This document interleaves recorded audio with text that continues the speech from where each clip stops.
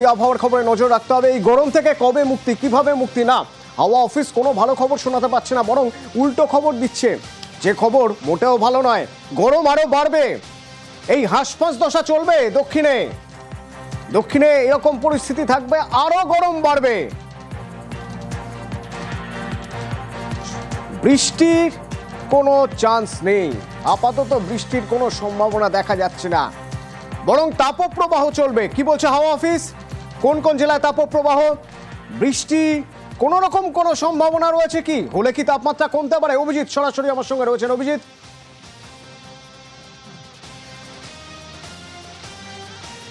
অতনু, যে ভয়ানক গরম এবং আজকে যেভাবে একদিকে তাপমাত্রা এবং তার সঙ্গে ঘাম, পাল্লা দিয়ে ঘাম হয়েছে, তাতে মানে ত্রাহি ত্রাহি রব।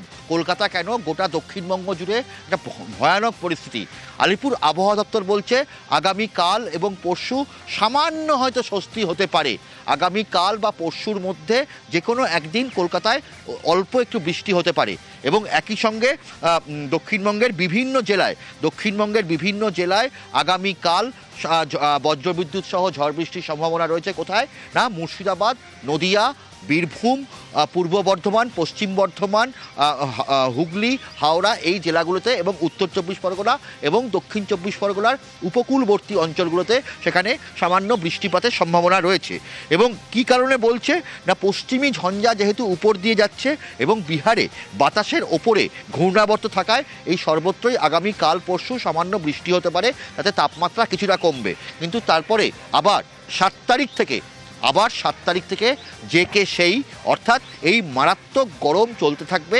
তবে উত্তরবঙ্গে আবহাওয়া কিছুটা মনোরম থাকবে, কারণ উত্তরবঙ্গে সর্বত্রই সামান্য বৃষ্টি হবে, কিছুটা বৃষ্টি হবে।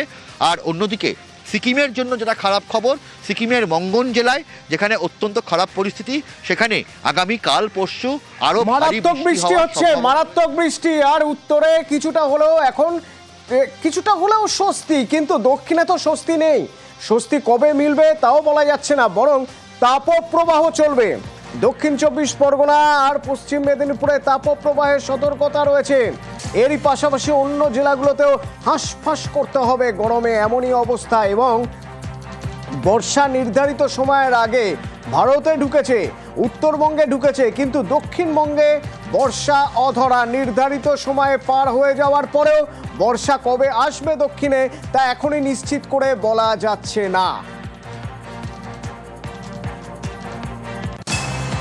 আজ থেকে 5 তারিখ পর্যন্ত আমাদের দক্ষিণবঙ্গের কয়েকটা জেলায় গরম এবং আর্দ্র তাপপ্রবাহ 1-2 জায়গায়ও হতে পারে, মূলত দক্ষিণ চব্বিশ পরগনা এবং পশ্চিম মেদিনীপুর জেলায়। বাকি জেলাতে, মূলত উত্তরবঙ্গের বেশিরভাগ জেলাতে আর দক্ষিণবঙ্গের কয়েকটা জেলায় 3 থেকে 5 তারিখের মধ্যে ঝোড়ো বাতাস সহ বজ্রবিদ্যুৎ এবং বৃষ্টিপাতের সম্ভাবনা রয়েছে, হালকা থেকে মাঝারি। 7 তারিখ থেকে আবার তাপমাত্রা বাড়তে শুরু করবে। কলকাতা তার পার্শ্ববর্তী অঞ্চলে গরম এবং আর্দ্র আবহাওয়া এটা চলবে। তবে আগামীকাল সন্ধ্যার দিকে বজ্রগর্ভ মেঘ সঞ্চারের সম্ভাবনা রয়েছে। 4 আর 5 কিছুটা বৃষ্টিপাতের সম্ভাবনাও থাকছে সন্ধ্যার দিকে বজ্রগর্ভ মেঘের সাথে। কিন্তু এই গরমে যাদের একান্তই না বেরোলে উপায় নেই, ওই দেখুন যিনি ট্রাফিকের দায়িত্বে রয়েছেন তিনি বারবার গলা ভিজিয়ে নিচ্ছেন, কারণ আর্দ্রতা বড় বেশি, ঘেমে নেই একসা। বাকিদের যাদের না বেরোলে কোনো উপায় নেই, বাধ্য হয়ে বেরোচ্ছেন, হাঁসফাঁস দশা। কদিন আগে দেখলাম একটু বৃষ্টি ফিষ্টি হলো, সেই হিসাবে এখন যে গরমটা বেড়ে গেছে, মানে আর থাকা যাচ্ছে না গরমে। অন্য জায়গায় আমরা দেখছি, যেমন নর্থ বেঙ্গল, নর্থ ইস্টে দেখছি আমরা, ওখানে পুরো বন্যা ফন্যা সব চলে এসছে। আমরা যে এখানে এখন গরমে মরে যাচ্ছি। জল বেশি করে খাচ্ছি, ঠান্ডা জিনিস ফল টল এগুলো বেশি করে খাচ্ছি, জুস খাচ্ছি, দই খাচ্ছি। সহ্য করা যাচ্ছে না তো যেতে, যে জল সব খাওয়ার টাওয়ার ব্যাগের মধ্যেই আছে, মুড়িও রয়েছে আমার। বাইরের খাবার অ্যাভয়েডই করছে যতটা পারা যায়। উত্তরবঙ্গে তো হচ্ছে প্রায় দিনই বৃষ্টি হচ্ছে। তো আমি কালকে এসেছি, কালকে বৃষ্টি ছিল, রাত্রে বৃষ্টি হয়েছে। বেরোনোটা খুব টাফ হয়ে যাচ্ছে দিন বা দিন। লোকাল ট্রেনে তো ট্রাভেল করাই যাচ্ছে না, যা অবস্থা। জল অবভিয়াসলি আপনাকে হাইড্রেটেড থাকতে হবে, জল খেতে হবে। যত স্পাইসি ফুড একটু অ্যাভয়েড করেন এই গরমে। ভীষণ কষ্ট হচ্ছে, যা গরম চারিদিকে, উত্তাপ বেড়েই চলেছে। তাই বাঁকুড়ার যে গরম, এটা অসহনীয় হয়ে উঠেছে। এই দেখুন, এই গরমে ডাবের জল, ওআরএস খেয়েও কিন্তু শান্তি নেই।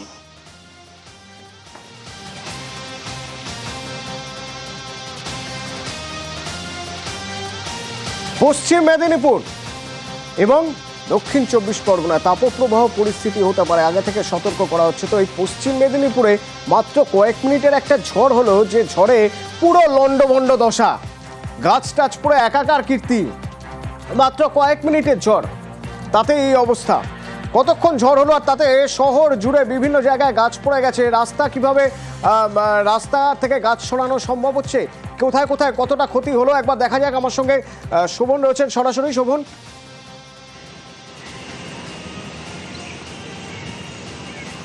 অতনুদা দেখো, সকাল থেকে যেমন তুমি যেমনটা বলছিলে যে অন্যান্য দক্ষিণবঙ্গের বিভিন্ন জেলাগুলোয় যেমন আশপাশ অবস্থা ছিল, তীব্র দাবদাহ ছিল, পশ্চিম মেদিনীপুরেও কিন্তু একই অবস্থা ছিল। সকাল থেকে তীব্র দাবদাহে কিন্তু অস্বস্তিকর গরমে পরিস্থিতি তৈরি হয় জেলা জুড়ে। কিন্তু বিকেলের পরেই দেখা গেল যে কয়েক মিনিটের ঝড় বৃষ্টিতে লণ্ডভণ্ড হলো মেদিনীপুর শহরের বিভিন্ন এলাকা। কারণ তোমাকে জানিয়ে রাখবো যে পশ্চিম মেদিনীপুর জেলাশাসক দপ্তরের মধ্যেই কিন্তু বিরাট এলাকার দুটো গাছ ভেঙে পড়ে এই ঝড়ে। এবং এছাড়াও মেদিনীপুর শহরের বিভিন্ন এলাকায় গাছের ডাল ভেঙে পড়ে বিদ্যুতের তারের ক্ষতি হয়েছে, বেশ কিছু মোটর গাড়ি বাইকের ক্ষতি হয়েছে। এছাড়াও জেলাশাসক দপ্তরেও বেশ কিছু বাইক যেগুলো গাছের তলায় রাখা ছিল সেই গাছগুলি ভেঙে পড়ে কিন্তু বাইকের ক্ষয়ক্ষতি হয়েছে। পাশাপাশি তোমাকে জানিয়ে রাখি, এই পরিস্থিতির পরেই কিন্তু জেলার যারা বিপর্যয় মোকাবিলা দপ্তরের যারা আধিকারিক রয়েছে, কর্মী রয়েছে এবং বিদ্যুৎ দপ্তরের কর্মী যারা রয়েছে, তারা কিন্তু তৎপরতার সঙ্গে কিন্তু রাস্তায় যেসব গাছ ভেঙে পড়েছে সেগুলো সরিয়ে রাস্তা পরিষ্কারের কাজ শুরু করেছে। পাশাপাশি যেসব বিদ্যুতের তার ছিঁড়ে পড়েছে সেই সব তারও কিন্তু সংস্কার করার কাজ শুরু করেছে সংশ্লিষ্ট দপ্তরের আধিকারিক এবং কর্মীরা। ধন্যবাদ।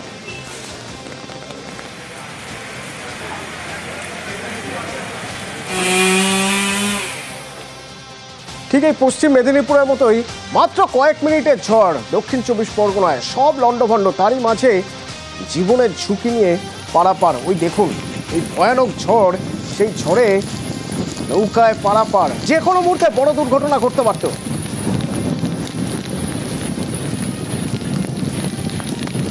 যে কোনো মুহূর্তে বড় দুর্ঘটনা ঘটতে পারত। তবে হ্যাঁ, দুর্ঘটনা ঘটেনি গোসাবায়।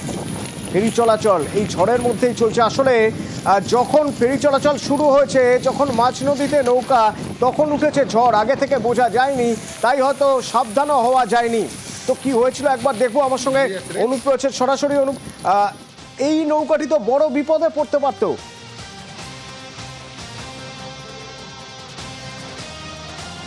একদম ঠিক, দেখো বড় বিপদেই কিন্তু পড়তে পারতো। এবং এই যে যাত্রীরা যারা ছিল তারা কিন্তু জানিয়েছে হঠাৎই কিন্তু মাঝ নদীতে যখন এই যে একদিকে হচ্ছে বাসন্তীর গদখালি, অন্যদিকে গোসবার ফেরিঘাট, এই যে হচ্ছে গদখালি থেকে গোসবায় যে ফেরিঘাট যাচ্ছিল 50 থেকে 60 জন যাত্রীদের নিয়ে, তখনই কিন্তু মাঝ নদীতে যখন এই নৌকাটি, যাত্রীবাহী নৌকাটি আসে, তখন কিন্তু আচমকাই প্রবল ঝড় এবং বৃষ্টি শুরু হয়। এর ফলে কিন্তু নদীতে কিন্তু হঠাৎই হচ্ছে জলস্ফীতি ঘটে এবং নৌকাটি দুলতে থাকে। এই দোলার ফলে কিন্তু যথেষ্টভাবে যেসব যাত্রীরা রয়েছে তারা বললো তারা জানাচ্ছেন যে নৌকাটি একদিকে কাত হয়ে যায় এবং তার মধ্যে জল ঢুকে যায়। অতএব সেখানে কিন্তু কয়েকজন যাত্রী কিন্তু বাচ্চাদের বা শিশুদের নিয়ে কিন্তু নদীতে ঝাঁপ দিয়ে সাঁতরেও পার হয়, এমনই কিন্তু তারা জানিয়েছে। তবে তারা কিন্তু বড়সড় দুর্ঘটনার হাত থেকে কিন্তু রক্ষা পেয়েছে। এদিকে অন্যদিকে তারা জানিয়েছে এই যে হচ্ছে মাঝি, যিনি হচ্ছে এই নৌকা পারাপার করছিলেন, তার তৎপরতা, বুদ্ধির তৎপরতা এতটাই দেখিয়েছেন বা তিনি এতটাই সজাগ ছিলেন বলেই একটা বড়সড় দুর্ঘটনা ঘটেনি। কারণ তিনি যথাসময়ের মধ্যেই কিন্তু সেই হচ্ছে নৌকাটি একটি খাড়ির মধ্যে, যেখানে জঙ্গল রয়েছে, যাতে করে না এই যে যাত্রীদের নিয়ে যাওয়া হচ্ছে তাদের কোনো দুর্ঘটনার মধ্যে পড়তে হয়, সে কারণেই কিন্তু তড়িঘড়ি তিনি কিন্তু সেই খাড়ির মধ্যে, গাছপালার মধ্যে ঢুকিয়ে দিয়েছে, যাতে করে না এই যে যাত্রীরা কোনো দুর্ঘটনা ঘটে, গাছপালার মধ্যে যাতে আটকে থাকতে পারে সেরকমই। কিন্তু অন্যদিকে বাসন্তীর হচ্ছে ঝড়খালি যে রোড রয়েছে, সঙ্গে এই কাজটা করেছেন অনুপ। আরেকটা ছবি একটু দেখাতে চাইবো, যে রাস্তাঘাটের অবস্থাও তো যাতা। এই যে ঝড়ে রাস্তাঘাটের উপর কোথাও বিদ্যুতের খুঁটির উপরে পড়েছে দেখা যাচ্ছে। তো এগুলো সারাইয়ের মানে কোনো ব্যবস্থা, কোথাও কি যান চলাচল বন্ধ রয়েছে এরকম কোনো, বা কোথাও কোনো বিপদ হয়নি তো?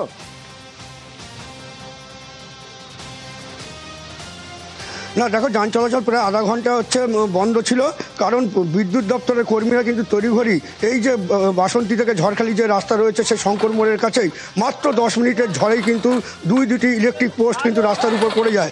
তড়িঘড়ি খবর পায় ইলেকট্রিক দপ্তরের হচ্ছে কর্মীরা, তারা কিন্তু সেখানে যায় এবং প্রায় 30 মিনিট মতো রাস্তা হচ্ছে বন্ধ থাকে। তারপরে কিন্তু যার ফলে কিন্তু যান চলাচল ব্যাহত হয় এবং 30 মিনিটের মধ্যেই তারা কিন্তু তৎপরতার সঙ্গে কাজ সম্পন্ন করে। এরপরে কিন্তু যান চলাচল স্বাভাবিক হয়েছে। ধন্যবাদ অনুপ।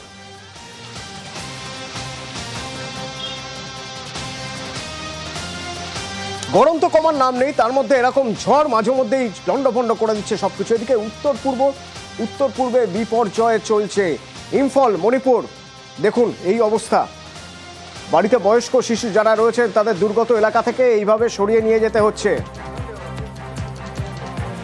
স্কুল, হাই স্কুলের অর্ধেকটা জলের মধ্যে ভেসে রয়েছে, অর্ধেকটা গাছে ডুবে। দেখুন একবার। এবং এখানে এনডিআরএফ টিম নেমেছে, বিপর্যয় মোকাবিলা দল। তারা দুর্গত এলাকায় যারা রয়েছেন তাদেরকে সেখান থেকে সরিয়ে আনার চেষ্টা করছেন। প্রায় 20,000-এর বেশি মানুষ ক্ষতিগ্রস্ত হয়েছেন। নম্বুল এবং আরো বেশ কয়েকটি নদীর জল বেড়ে যায়, টানা ভারী বৃষ্টি হয়েছে তাতেই শহরের বেশ কয়েকটি এলাকা জলের তলায়। নদীর বাঁধ ভেঙে যায়, তার ফলে বিপত্তি আরো বাড়ে। 20,000-এর বেশি মানুষ ক্ষতিগ্রস্ত, 10,000-এর বেশি বাড়ি ক্ষতিগ্রস্ত। প্রায় 50-এর বেশি ত্রাণ শিবির খোলা হয়েছে এবং সেখানে ত্রাণ শিবিরে ত্রাণের ব্যবস্থা করা হচ্ছে, তাদের থাকার ব্যবস্থা করা হচ্ছে। কিন্তু তাও যেন কম পড়ে যাচ্ছে কোথাও, তার কারণ বন্যা দুর্গত এলাকা থেকে, ক্ষতিগ্রস্ত এলাকা থেকে আরও প্রচুর পরিমাণে মানুষ আসতে শুরু করেছেন ওই ত্রাণ শিবিরগুলিতে।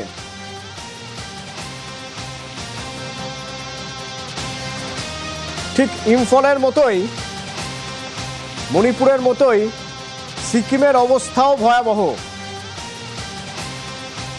টানা বৃষ্টি, উত্তর সিকিম একেবারে বিপর্যস্ত হয়ে পড়েছে। সিকিম সরকার ইতিমধ্যেই মঙ্গন জেলাকে বিপর্যস্ত ঘোষণা করেছে। আর উত্তর সিকিমের লাচেন পুরোপুরি বিচ্ছিন্ন। এখনো শতাধিক পর্যটক সেখানে আটকে রয়েছেন। তাদের কবে কিভাবে নামানো যাবে তা এখনই বলা যাচ্ছে না। দেখুন কিভাবে উদ্ধার করা হচ্ছে।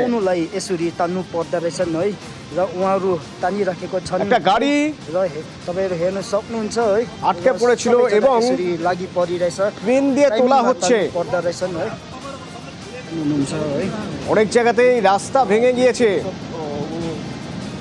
এবং কিছু মানুষ, যারা এলাকার মানুষ, স্থানীয়রা যারা আটকে পড়েছেন হয়তো নিচে, তাদের সেখান থেকে তুলে নিয়ে আসা হচ্ছে, কারণ বৃষ্টি বাড়ছে আরো। 23 জন এনডিআরএফ-এর জওয়ান আজ পৌঁছে গিয়েছেন সেখানে।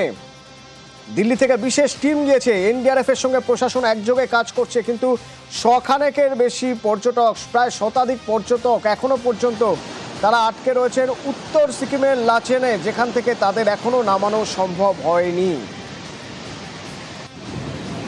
यसरी जुन चाहिँ रेस्क्यु खोज्नु जानुभएको फेरि पनि उहाँ उकालो